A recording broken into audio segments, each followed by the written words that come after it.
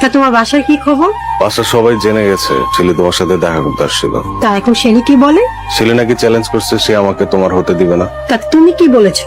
আমি ছেলেকে কিছু বলি নাই, আমি আজকেই তোমাকে বিয়ে করব। পারবো না, আমি তোমাকে শুধু একাই চাই, আমি তোমার ভাগ কাউকে দিতে পারবো না। বিয়ের পরে তো আমি শুধু তোমার সাথেই থাকবো। ছাড়াছাড়ি না হলে ছেলে যে কোনো সময় তোমার ভাগ চাইবে। তাহলে আমি এখন কি করব? তুমি যত দ্রুত পারো ছেলেকে ডিভোর্স দাও। আমি ডিভোর্স দিলে তো আব্বু ছেলেকে নিয়ে মামলা করবে। তা এমন কিছু করো যাতে ছেলে চলে যায়। সেটা করতে পারো। তা দাঁড়িয়ে আছো, যাও। লিমনকে আমার করে নিয়ে প্রমাণ করে দিব পুরুষ বউ না, অন্য নারীর রূপেতেই আটকায়। বাবা মা আমাকে দেখেছেন? হ্যাঁ ঠিক আছে, আমরা একটা সিদ্ধান্ত নিয়েছি, বিশেষ করে আমি এই বাড়িটা আমি তোমার নামে লিখে দিতে চাই। বাবা আমার বাড়ি লাগবে না, বাড়িটার জন্য হলেও লিমন তোমার কাছে আটকে থাকবে। যে আটকায় সে এমনিতেই আটকায়, টাকার জন্য কেউ আটকে থাকে না। কিন্তু ওকে যদি চাপের মধ্যে না রাখো তাহলে তো ও আটকাবে না। আমি তাকে আমার মায়া দিয়ে আটকাবো। পারবে না, তোমার থেকে বেশি মায়া ওই মেয়ে ওকে দেবে। হ্যাঁ বৌমা, তুমি ওকে চাপের মধ্যে রাখো, আমরা তোমার পাশে আছি। বাবা আপনারা কোনো টেনশন করবেন না, আমি যেমন করে পারি তাকে আটকাবো। আব্বুর সাথে কি পরামর্শ? এমনিই কথা বলছিল। আপনি বেলিকে বিয়ে করেছেন? তোমার সাথে মজা করছো? না, মজা করার কি আছে, যেভাবে বলে গেলেন ভাবলাম বিয়ে করেই তারপর ফিরবেন। তুমি আমার জীবন থেকে চলে যাও, তাহলে আমি বেলিকে বিয়ে করবো। আপনি আপনার বাবা মাকে যেয়ে বলেন। আমি আব্বুর মুখে বলতে পারবো না। না বলতে পারলে আমার কিছু করার নেই। তার মানে তুমি আমার জীবন থেকে যাবে না? না, যেতে পারবো না। তোমার স্বামী সুখে থাক, সেটা কি তুমি চাও না? চাই, অবশ্যই চাই আপনি সুখে থাকেন। বেলিরে বিয়ে করলে আমি সুখী হব, তুমি বুঝতেছো না কেন?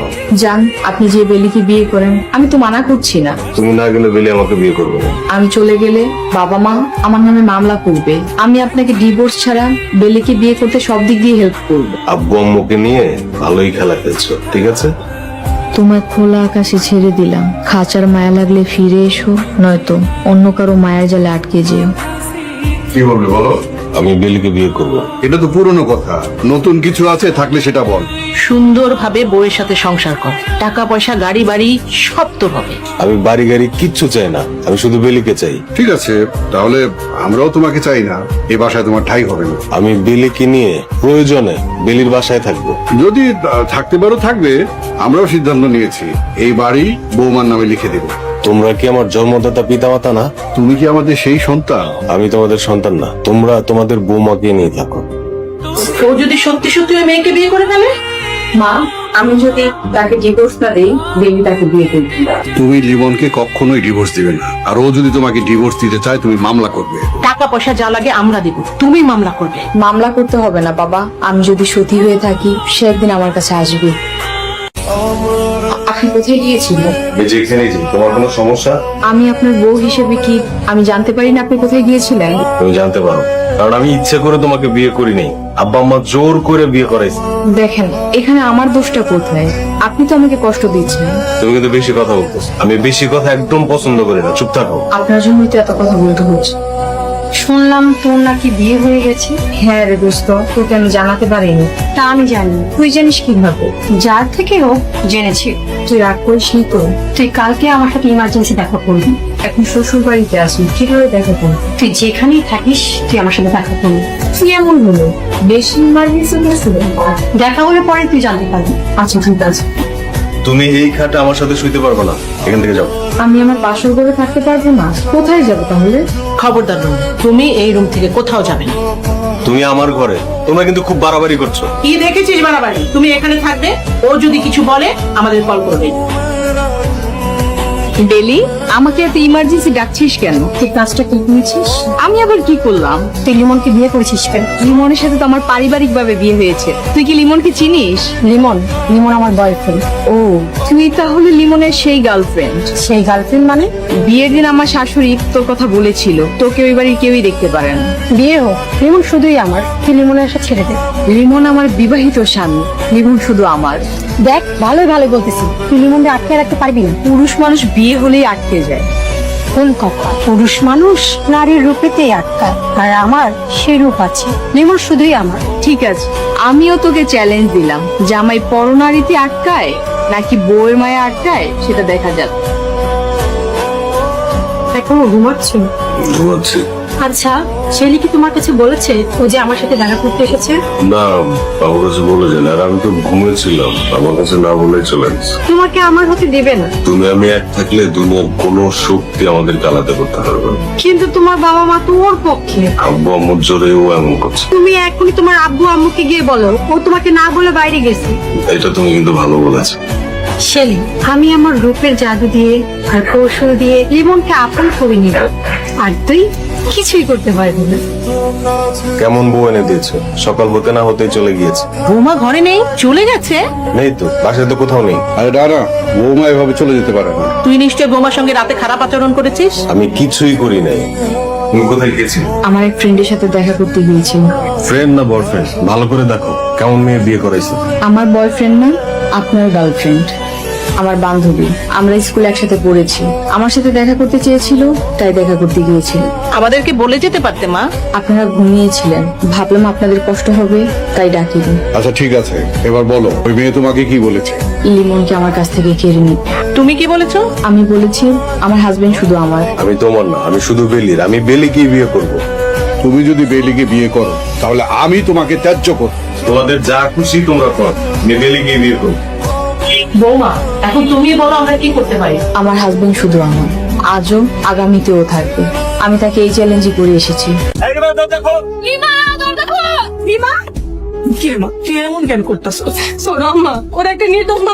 নির্দোষ মরুর বাড়ির মায়ের ঘরে ঢুকছে, ওর নির্দোষ? তোমরা বিশ্বাস করো, ওর মনে কোনো খারাপ উদ্দেশ্য ছিল না। ওই আমার ভালোবাসে, শুধু এই কথাটা কোন লেগে ঘরে ছিল।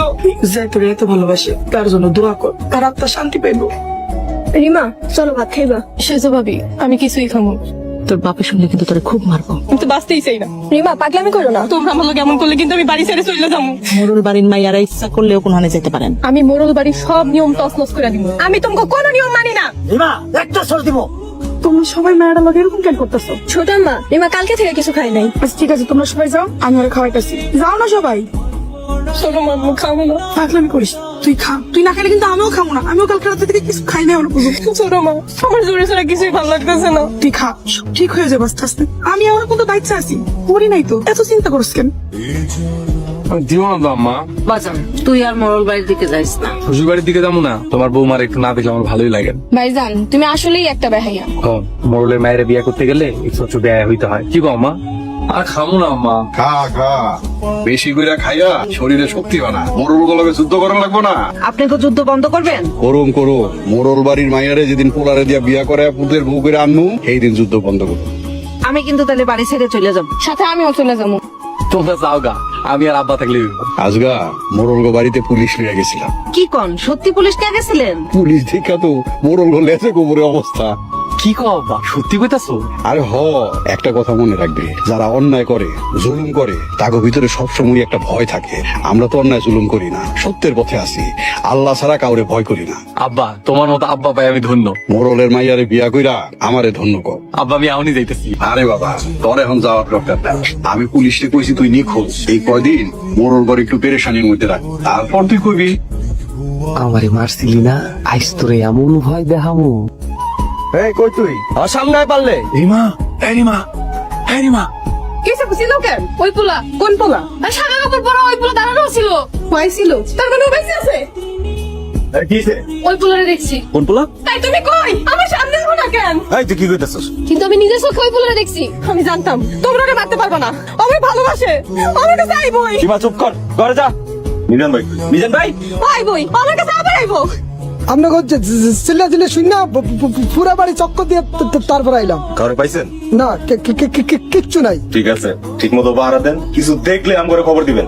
তোর ভাবি অনেকদিন বাড়িতে বেরোয় না, একসাথে ঘুরতে যাবো নাকি বলো তুমি? কিন্তু সেটা কবে জনাব? এখন তো কইতে পারতেছি না। আচ্ছা ঠিক আছে, এই বছরই। এই বছর কেন, আগামী 100 বছরেও তুমি কোথাও যাইতে পারবে না। গ্রামের লোক ছাড়া কিছু বুঝো তুমি? আমাদের কারণ কোনো দামই নেই কারোর। তোরাও যদি তোর ভাবির মতো আমার ভুল বুঝোস। আচ্ছা বলতো দেখি, এই গ্রামের মানুষগুলো অসহায়, চারপাশে শিয়াল কুকুর ঘোরাফেরা করে। আমি যদি না থাকি এই লোকগুলো কি হইব তুই বুঝোস না রাশেদ? ঠিক আছে ভাই, তাহলে ওই কথাই থাকলো। আমিও কোথাও যাবো না, আমিও গ্রামে থাকবো। তোমার এত কাজ, আমি একটু হেল্প করলাম। আমি চাকরি বাকরি করতে তাহলে তার ঢাকায় যাওয়ার দরকার নাই, তাই না? এটা তুই কি কস? অবশ্যই তুই চাকরি করবি। তুমি আমার একটা কথা কও, আমগো এত সহায় সম্পত্তি, কত মানুষ আমগো এখানে কাজ করে পেট চালায়, আমার কি জন্য ঢাকায় যাইতে হবে চাকরি করতে? তুই যখন ঢাকা যায় পয়সা রোজগার করবি, তখন নিজের সম্পদের প্রতি তোর একটা মায়া আসবো। হয়েছে, এখন খেয়ে নাও। কয়টা বাজে? হ্যাঁ, 1টা বাজে অলরেডি। কি ব্যাপার, তোমরা খাবা না? সবার খাওয়া শেষ, এখন আপনি খেয়ে আমাকে উদ্ধার করেন। অনেক দেরি হয়ে গেছে আসুন। হ্যাঁ বিশু, কি হয়েছে? আচ্ছা রাখ, আমি এখনই আসতেছি। আরে খেয়ে যাও। না তোমরা থাকো, একটা ঝামেলা হয়েছে, আমি এখনই আসতেছি। দেখছো অবস্থা? এই লোকটা সারা জীবন গেল এরকম না খেয়ে থাকতে থাকে। চুপ করে বসে আছো কেন? শরীর খারাপ না মন খারাপ? মনটা ভালো নাই। তুমি না কার জানাজায় গেছিলে আজকে?